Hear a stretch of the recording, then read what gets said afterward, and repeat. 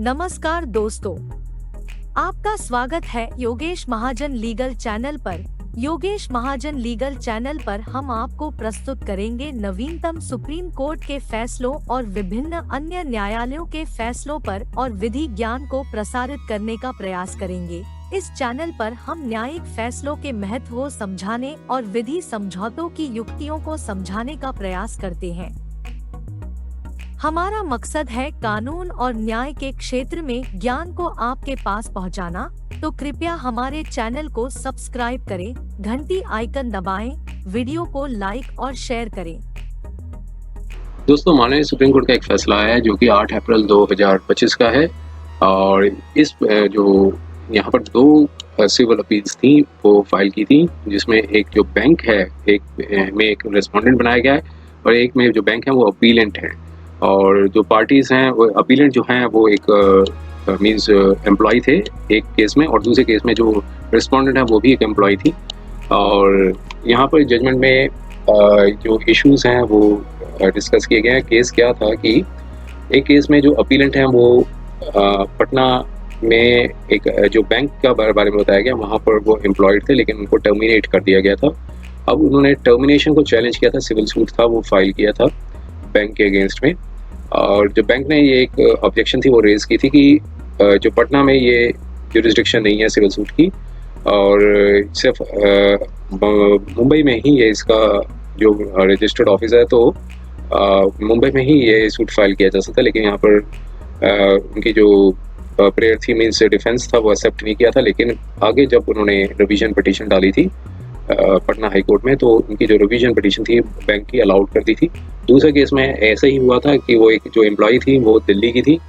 और दिल्ली में उन्होंने एक सिविल सूट था वो फाइल किया था। और यहाँ पर भी ऑब्जेक्शन थी वो बैंक ने रेज की थी कि मुंबई में ही इसको केस को फाइल किया जा सकता है। लेकिन यहाँ पर हाई कोर्ट से भी कोई रिलीफ थी वो नहीं ग्रांट हुई थी बैंक को। अब दोनों ऑर्डर्स थे, एक में जो बैंक है उन्होंने अपील थी वो फाइल की थी और दूसरे में जो पार्टी हैं एम्प्लॉय हैं वो अपीलेंट के तौर पर उन्होंने ऑर्डर्स को चैलेंज किया था। और यहाँ पर माननीय सुप्रीम कोर्ट ने सेक्शन 28 है इंडियन कॉन्ट्रैक्ट एक्ट है उसके जो प्रोविजन को डिस्कस किया, सेक्शन 20 जो CPC है उसको भी डिस्कस किया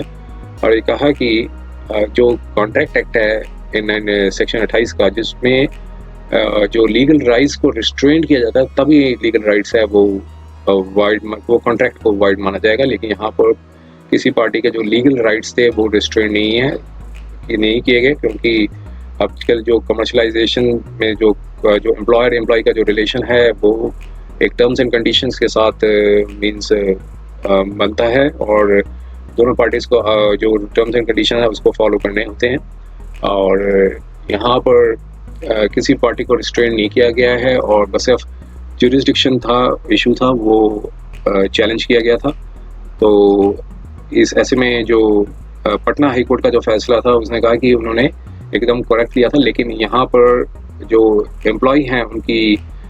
मींस जो बैंक है उनकी जो एक एप्लीकेशन जो लगाई गई थी ऑर्डर 7 रूल 11 के तहत, उस एप्लीकेशन में जो प्लेंट था उसको रिजेक्ट नहीं करना चाहिए था बल्कि रिटर्न कर देना चाहिए था ऑर्डर 7 रूल 10 के तहत, ताकि जो एम्प्लॉय हैं वो अपनी लीगल रेमेडीज़ हैं वो अवेल कर सकते हैं। तो यहाँ पर जो फैसला था वो बैंक के फेवर में किया और साथ में डायरेक्शन दी कि जो पार्टीज हैं वो अपनी लीगल रेमेडीज हैं वो अवेल कर सकती हैं। और जो टाइम जो लैप्स हुआ है इसका तो वो टाइम से जो उसको एक्सक्लूड कर दिया जाएगा और वो अपनी जो लीगल रेमेडीज हैं वो एप्रोप्रिएट ज्यूरिसडिक्शन के अंदर वो अपनी लीगल रेमेडीज हैं वो अवेल कर सकती हैं, वो चैलेंज कर सकते हैं अपने जो ऑर्डर्स जो बैंक ने दिए हैं उनको चैलेंज किया जा सकता है। तो आइए कॉन्टेंट्स को देखते हैं, समझने की कोशिश करते हैं क्या था। तो पहली अपील में जो एम्प्लॉय हैं उन्होंने जजमेंट थी हाई कोर्ट की जो पटना की थी 25 जनवरी 2022 की थी उसको चैलेंज किया था, जिसमें सिविल रिवीजन पिटीशन थी वो बैंक द्वारा फाइल की गई थी, उसको अलाउ कर दिया गया था। तो पहला ये केस में ये था। और यहाँ पर जो बैंक है उन्होंने एक्सेप्शन ली थी judgment and order high court of Delhi की एक दूसरे केस में, और उसमें सिविल रिवीजन एप्लीकेशन थी वो डिसमिस करती थी। तो 2 अपील्स थी। फैक्ट्स क्या थे? फैक्ट्स ये थे कि 24 जुलाई 2002 को बैंक ने अपॉइंट किया था मींस जो अपीलेंट को executive transaction banking group operation में, और जिसमें होलसेल बैंकिंग ऑपरेशंस थे। तो अपीलेंट ने ज्वाइन किया था और अपॉइंटमेंट लेटर में एक ये मेंशन था, एक्सक्लूसिव जुरिस्डिक्शन क्लॉज थी कि जो टर्म्स एंड कंडीशन जो थे वो जो उनकी जो एम्प्लॉयमेंट के थे वो जो भी डिस्प्यूट होगा वो बॉम्बे कोर्ट्स के होंगे, उनकी एक्सक्लूसिव जुरिस्डिक्शन होगी। और सर्विस थी लेकिन टर्मिनेट कर दी गई थी 28 अगस्त 2016 को। एलिगेशन थी फ्रॉड और मिसकंडक्ट की। और यहाँ पर फिर जो अपीलेंट है उन्होंने एक सिविल सूट था वो फाइल किया था पटना की सब जज कोर्ट में, और ये कहा था कि जो टर्मिनेशन लेटर है उसे एक इलीगल करार कर दिया जाए, इलीगल, आर्बिट्रेरी और अनरीजनेबल, अनवारंटेड, अनकॉन्स्टिट्यूशनल, मैलाफाइड और बैड इन लॉ डिक्लेयर कर दी जाए। और फिर दूसरा ये मांगा था कि एड इंटरिम इंजंक्शन थी वो जिसमें रिस्ट्रेन किया जाए डिफेंडेंट को कि जो टर्मिनेशन लेटर दिया गया है 2016 का सो एंड सो डेट का, और फर्दर डायरेक्शन दी थी कि रीइंस्टेट किया जाए प्लेंटिफ को सारे कॉन्सिक्वेंशियल बेनिफिट्स के साथ, और जो एरियाज ऑफ द सैलरी थी उस 18% इंटरेस्ट के साथ वापस दी जाए। और समन्स होने के बाद बैंक ने पटिशन थी वो फाइल की थी ऑर्डर 7 रूल 11 के तहत कि जो रिजेक्ट कर दी जाए प्लेंट को इस ग्राउंड पे कि जो कोर्ट्स और मुंबई की जुरिस्डिक्शन है, ना कि कोर्ट्स जहाँ की सूट इंस्टीट्यूट किया गया। लेकिन जो पिटीशन फाइल किया था HDFC बैंक का उसे डिसमिस कर दिया था ट्रायल कोर्ट ने, और मीन्स एप्लीकेशन थी, मीन्स जो उन्होंने एक ऑर्डर 7 रूल 11 की जो एप्लीकेशन लगाई थी उस एप्लीकेशन को डिसमिस कर दिया था। अब उस एप्लीकेशन को डिसमिसल के जो ऑर्डर को चैलेंज किया था बैंक ने, और यहाँ पर रिवीजन पिटीशन थी वो पटना हाई कोर्ट में डाली थी जो कि सक्सीड कर गई थी, और कनेक्टेड अपील भी सेम फैक्ट्स पे ही था। और यहाँ पर जो रिस्पोंडेंट है दूसरे केस में वो एक क्लर्क के तौर पे अपॉइंट हुई थी, एक बैंक का नाम बताया जो मर्ज हो गया था मेन बैंक के साथ, और उनको ऑफिसर की पोस्ट पे रिटेलिंग बैंक ब्रांच जनकपुरी पे रखा गया था। एग्रीमेंट में भी ये सिमिलर एक्सक्लूसिव जुरिस्डिक्शन क्लॉज थी जैसा कि पहले के अपीलेंट की केस में थी। वो कहा था कोई भी डिस्प्यूट होगा पार्टीज का वो कॉम्पिटेंट कोर्ट्स होंगी, मुंबई में ही होगी। फिर यहाँ पर भी सर्विस थी वो टर्मिनेट कर दी 31 मई 2016 को एलिगेशन से फ्रॉड और मिसकंडक्ट की, और सिविल सूट था यहाँ पर भी फाइल किया था सिरोही कोर्ट्स में। और लेकिन यहाँ पर बैंक ने रिटर्न स्टेटमेंट दी थी और कहा था कि दिल्ली की कोर्ट की जुरिस्डिक्शन नहीं है। ट्रायल कोर्ट ने मीन्स बैंक के अगेंस्ट में ऑर्डर दिया था और उसको चैलेंज किया था दिल्ली हाई कोर्ट में, उन्होंने भी डिसमिस कर दी थी। बैंक को कोई रिलीफ नहीं मिला था। दोनों जजमेंट्स को चैलेंज किया गया, सिविल रिवीजन पिटीशंस में दोनों जजमेंट्स थे उनको चैलेंज किया था। और अब क्वेश्चन यहाँ पर ये रेज किया आया कि क्या सिविल कोर्ट्स इंस्टीट्यूट कर सकती हैं जो पटना और दिल्ली की हैं, जो रिस्पेक्टिव एम्प्लॉयज़ थे उन्होंने जो केस फाइल किया था, जबकि एक स्पेसिफिक क्लॉज थी अपॉइंटमेंट लेटर में कि जो कोर्ट्स इन मुंबई के पास ही एक्सक्लूसिव जुरिस्डिक्शन होगी बिटवीन द कॉन्ट्रैक्टिंग पार्टीज का। ये क्वेश्चन डिसाइड किया था। अब एनालिसिस ये किया सेक्शन 28 क्या कहता है, agreement in restraint of the legal proceedings जो हैं वो वॉइड होंगी। सेक्शन 20 CPC कहता है कि जो सूट्स इंस्टीट्यूट किए जाएंगे जहाँ डिफेंडेंट डिसाइड करेगा जब कॉज ऑफ एक्शन राइजेस होगा तो वहाँ पर ही फाइल किया जा सकता है। तो कोर्ट ने कहा कि कई टाइम्स पे जो कोर्ट ने इस डील किया है क्लॉज ऑफ कॉन्ट्रैक्ट्स को जिसमें रिस्ट्रिक्ट किया गया है जो डिस्प्यूट्स को एजुकेट करने के लिए जो जुरिस्डिक्शन ऑफ कोर्ट्स होगी वो पार्टीज की चॉइस होगा, नॉट अगर वो डिसएग्रीड, अगर कोई अदर पार्टी डिसएग्रीड नहीं होती है तो मीन्स अगर दोनों पार्टीज में अगर ये रजामंदी हो जाती है कि यह सूट यहाँ फाइल किया जाता है तो उनकी चॉइस है कि वहाँ पे आप दोनों पार्टीज अगर एग्रीड होती हैं, अगर दूसरी पार्टी डिसएग्रीड नहीं होती है तो ये कुछ जजमेंट्स थी उसके बारे में यहाँ पर साइट किया है उन्होंने, और कहा कि कई अदर मल्टीपल डिसीजंस भी आए थे, उन सारे डिसीजंस के नाम बताए। अब यहाँ पर इशू ये रेज किया गया था कि how an exclusive jurisdiction clause जो है वो रीड की जाएगी और वो and read and understood is thus no longer rest in trigger. तो यहाँ पर बताया कि अदर जो डिसीजंस आए थे, अब डिसीजंस आए थे, तो अब यहाँ पर बताया था कि सेक्शन 28 के अकॉर्डिंगली अगर एक वैलिड कॉन्ट्रैक्ट होना चाहिए और ये एब्सोल्युटली रिस्ट्रिक्ट नहीं करना चाहिए किसी अदर पार्टी को कि वो इनिशिएट नहीं कर सकती लीगल मींस प्रोसीडिंग्स को। मींस कोई पार्टी को अगर एब्सोल्युटली रिस्ट्रिक्ट करता है कि आप केस नहीं फाइल कर सकते तो फिर क्या है कि ऐसे में जो केस है वो वॉइड माना जाएगा। लेकिन यहाँ पर कोर्ट के पास एक्सक्लूसिव जुरिस्डिक्शन है,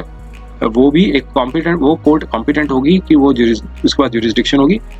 और कोर्ट जो है कोर्ट, जिस कोर्ट के पास ज्यूरिसडिक्शन नहीं है वो मीन्स अपनी ज्यूरिसडिक्शन नहीं दे सकती कि by the means of contract of finality. और यहाँ पर कंडीशंस बताएं तो पार्टीज जो हैं वो चाहे इम्प्लाइडली और या फिर एक्सप्लिसिटली कन्फर्म कर देते हैं कि एक स्पेसिफिक सेट ऑफ कोर्ट्स में ही केस फाइल किया जा सकता है। तो ऐसे जो इंग्रेडिएंट्स हैं यहाँ पर डिस्कस किए हैं यहाँ पे। अब यहाँ का किसी भी प्रेसिडेंट कोर्ट में नहीं कहा गया है कि जो सर्विस और कॉन्ट्रैक्ट जो है वो फेल फॉर कंसिडरेशन पे होता है। और जो काउंसिल्स अफेयर हुए थे एम्प्लॉयज़ के, उन्होंने डिसीजन बताया था विशाल गुप्ता का, उसमें कहा कि ये करेक्टली एक्सप्लेन करता है लीगल पोजीशन को कि सर्विस एम्प्लॉयमेंट जो कॉन्ट्रैक्ट्स हैं और जो कोर्ट जो है, माननीय सुप्रीम कोर्ट जो है, जो वो कंसिडर कर सकती है जो प्रैक्टिकल व्यू को देखते हुए जो एक्सप्रेस किया गया था लर्नड जज द्वारा, और कहा कि ये अनइक्वल बैटल है। और साथ में ये भी कंटेंशन दी कि एक अनइक्वल बैटल है कि एक माइटी लॉयन मीन्स एक बलशाली जो शेर है वो एम्प्लॉयर है और एक कमजोर खरगोश एक एम्प्लॉय है। जो अगर डाइस जो है अगर वो हैवली लोडेड होगी किसी भी इंसेप्शन के साथ, वो एम्प्लॉय के अगेंस्ट में जाएगी। तो ये कोई फर्दर एम्बार्गो नहीं होगा, कोई किसी प्रकार की रिस्ट्रिक्शन नहीं होगी कि जो परस्यूट ऑफ जस्टिस को करने के लिए उनके किसी उस तरह से उनको पिन डाउन किया जाए कि इसी कोर्ट्स में मुंबई में आए। और जो जैसा कि मैं मेंशन किया गया था अपॉइंटमेंट लेटर में, तो उन्होंने एक खरगोश और शेर का एग्जांपल दिया कि एक जो एम्प्लॉयर है वो एक माइटी लायन है और जो एम्प्लॉय है वो एक टिमिड रैबिट कहा गया कि इससे इस प्रकार के से जो कुछ भी होगा एम्प्लॉय के अगेंस्ट में ही जाएगा। तो इस तरह से कोई इसी प्रकार की रिस्ट्रिक्शन नहीं होनी चाहिए कि उनको सिर्फ एक स्पेसिफिक जो बताया गया कि इस सिटी पे आकर ही आप कॉन्टेस्ट कर सकते हैं, ऐसी इनकी कंटेंशन थी। और डिफरेंस यह बताया कि अब कोर्ट ने कहा कि डिफरेंस होता है पब्लिक सर्विस और प्राइवेट एम्प्लॉयर की सर्विस में,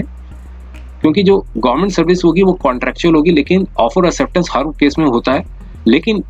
अगर वो किसी पोस्ट के लिए अपॉइंट हो जाते हैं पब्लिक पोस्ट में, तो गवर्नमेंट सर्वेंट के पास एक स्टेटस आ जाता है, राइट्स एंड ऑब्लिगेशंस आ जाती हैं,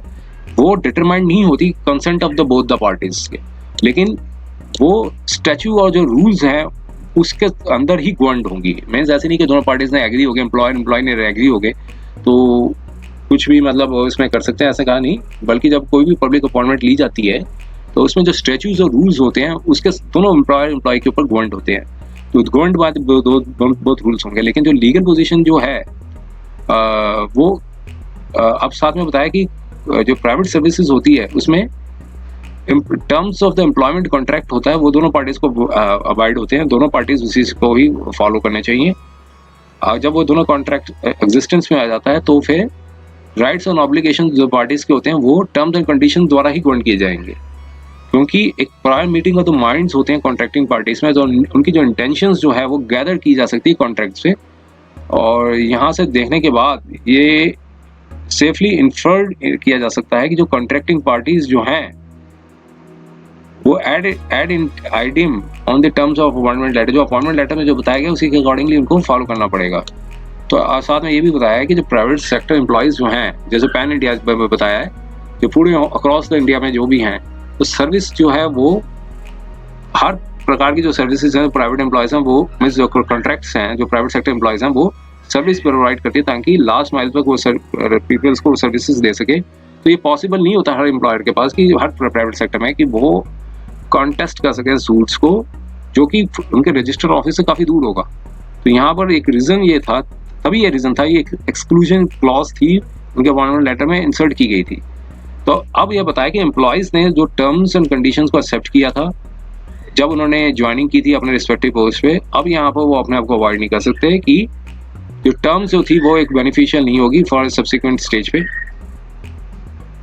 और साथ में बताया कि as long as employment contract जो है ऑफेंड नहीं करता किसी एप्लीकेबल लेजिस्लेशन को सच एज कॉन्ट्रैक्ट एक्ट और सीपीसी, तो कोई ऐसे में कोई ग्राउंड नहीं बनता उसको इंटरफेयर किया जा सके। और ऐसे साथ में कहा कि it can not be but again said कि जो स्कोप ऑफ इंटरफेरेंस जो है वो एक क्वाइट नैरो होगा इस ऐसे मैटर पे। अब ये कंटेंशन ये थी कि डिसीजन जो लिए गए थे वो एप्लीकेबल नहीं होंगे, क्योंकि जो सर्विस और कॉन्ट्रैक्ट था वो मीन्स जो ये सर्विस कॉन्ट्रैक्ट में जो टर्म्स एंड कंडीशन एप्लीकेबल नहीं होंगे, तो कोर्ट ने कहा हम इससे इम्प्रेस नहीं होते हैं। चाहे कॉन्ट्रैक्ट चाहे कमर्शियल हो, चाहे इंश्योरेंस का हो, चाहे सेल्स का हो, चाहे सर्विस का हो, वो कॉन्ट्रैक्ट जो है वो कॉन्ट्रैक्ट में माना जाएगा, वो एक लीगल बाइंडिंग एग्रीमेंट है। और जो एम्प्लॉयमेंट के जो डिस्टिंक्शन देखने की मीन्स डिस्टिंक्शन करने के लिए, एम्प्लॉयमेंट कॉन्ट्रैक्ट से डिस्टिंक्शन करने के लिए एक स्पीशियस ग्राउंड्स जो है कि एक माइटी लायन और टिमेट रैबिट जो है वो कॉन्ट्रैक्टिंग पार्टीज हैं, वो वॉलेट करेगा प्रिंसिपल ऑफ इक्वलिटी में। तो कहा कि जो राइट्स एंड लायबिलिटीज जो हैं वो डिपेंड नहीं करती पार्टीज के स्टेटस और पावर को देखते हुए, कॉन्ट्रैक्ट को इक्वली ट्रीट किया जाना चाहिए बिना किसी बायस से या डिस्टिंक्शन में। ये फैक्ट कि एक पार्टी ज़्यादा पावरफुल है, इन्फ्लुएंशियल है, अदर पार्टी जो वनरेबल है, जैसे उसका टिमेट रैबिट का एग्जांपल दिया गया है, तो कुछ ऐसे जस्टिफाई नहीं बनता कि उसको एक्सेप्शन या डिस्टिंक्शन जो है वो एप्लीकेशन में आएंगे कॉन्ट्रैक्टिंग प्रिंसिपल्स पे। आगे बताया कि हम एम्फेसाइज करते हैं कि जो अनइक्वल बार्गेनिंग पावर है वो एक यूनिक नहीं होती contract of the personal services में। कई सर्विस एरियाज पे जो बिजनेस हुआ, कॉमर्स हुआ, रियल एस्टेट हुआ, कॉन्ट्रैक्ट्स में जो इन्वॉल्व होता है पार्टीज का, जो इसके डिसिमिलर लेवल्स ऑफ स्ट्रेंथ होती है, सोर्सेज होते हैं, नेगोशिएटिंग पावर्स होते हैं। तो यहाँ पर कई इंस्टेंसेस हैं, कोर्ट ने कहा कि हम जहाँ बिग बिल्डर्स होते हैं वो सब कॉन्ट्रैक्ट करते हैं डेवलपमेंट ऑफ वर्क, इंटरेस्ट करते हैं सब कॉन्ट्रैक्ट्स को। अब यहाँ पर कहा कि ऐसे में भी वो बिग बिल्डर्स हुए, माइटी लॉन हुए, और बेशक वो टिमेट रैबिट नहीं है, लेकिन ऐसे में जो बताया सब कॉन्ट्रैक्टर्स हैं वो टिमेट रैबिट नहीं बल्कि एक वीक लैम्प है। और साथ में बताया कि जो स्टेटस ऑफ पार्टीज को देखते हुए ये ऐसे का मतलब ये नहीं होगा कि जो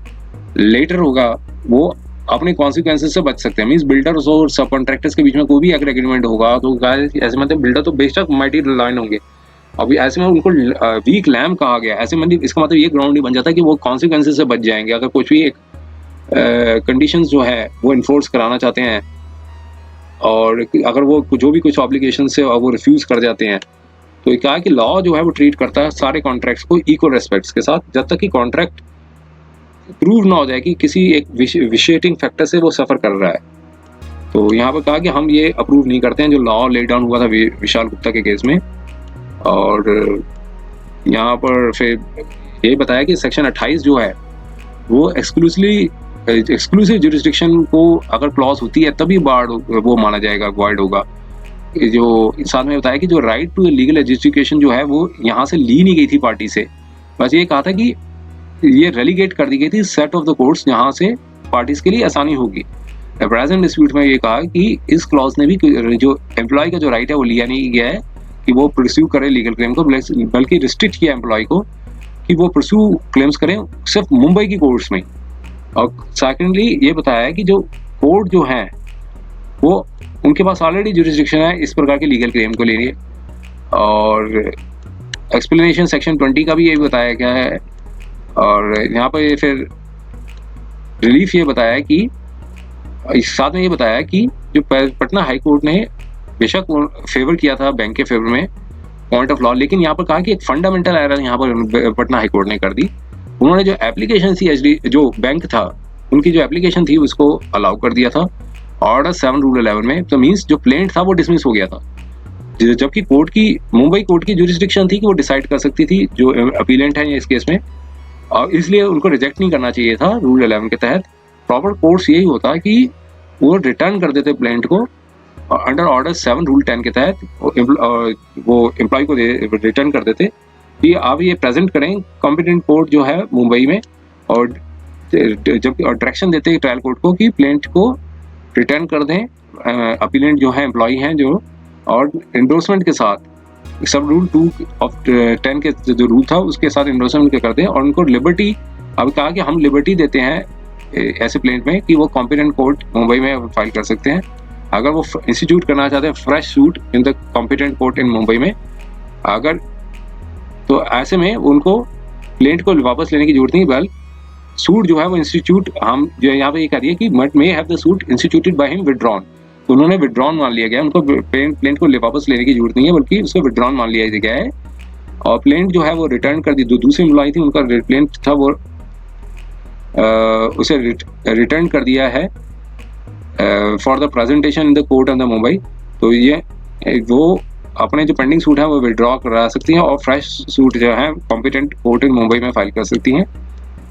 और कहा कि जो प्रेयर्स थी वो डिफेक्टिव थी और हम उनको लिबर्टी देते हैं कि वो अपनी रिस्पेक्टिव प्लेंट्स को अमेंड कर सकते हैं अगर एप्लीकेशन जो मेड उनकी तरफ से आती है। ट्रायल कोर्ट जो है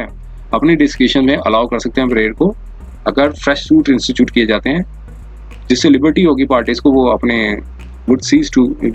दिस लिबर्टी वो सीज टू ऑपरेट। अगर फ्रेश सूट्स इंस्टीट्यूट किए जाते हैं तो ये लिबर्टी जो है वो हट जाएगी। और अगर फ्रेश सूट्स अगर इंस्टीट्यूट हो गए हैं, मीन्स इंस्टीट्यूट किए जाते हैं दोनों साइड से, तो वो अब मीन्स वो प्लीड कर सकती हैं प्लेन्ट्स में जो ग्राउंड्स थे, जो जिसमें एग्जाम्पशन था लॉ ऑफ लिमिटेशन जो क्लेम किया गया था ऑर्डर 6 रूल 6 के तहत, वो एग्जाम्पशन क्लेम कर सकते हैं। तो कंक्लूजन ये बताया कि पटना हाई कोर्ट की जो जजमेंट थी वो अफर्म्ड हो गई, जो अपील थी डिसमिस हो गई थी to the extent main above the lead appeal is dismiss, और कनेक्टेड अपील थी वो अलाउ कर दी थी। इम्प्यून जजमेंट जो थी हाई कोर्ट की उसको सेटिस्फाइड कर दिया। और साथ में ये भी कह दिया कि हमने मैरिट्स में किसी डिस्प्यूट को एग्जामिन नहीं किया है, सारे पॉइंट्स जो हैं अभी ओपन है, कोई no order as to the cause. और ये जजमेंट आई थी 8 अप्रैल 2025 को। उम्मीद है कि यह वीडियो आपको पसंद आया होगा। अगर आपने अभी तक हमारे चैनल को सब्सक्राइब नहीं किया है तो कृपया इसे सब्सक्राइब कर ले और बेल आइकन दबाकर नोटिफिकेशन प्राप्त करें ताकि आप हमारे नए वीडियो से अपडेट रह सकें। अगर आपको यह वीडियो पसंद आया हो तो कृपया लाइक करें और अपने दोस्तों के साथ शेयर करें। हमारे चैनल पर आपको न्यायिक मुद्दों, कानूनी सलाह और कानूनी अपडेट्स के बारे में नवाचारिक और महत्वपूर्ण जानकारी मिलेगी। हमारे साथ बने रहें, क्योंकि योगेश महाजन लीगल आपके कानूनी सवालों का सहायक है।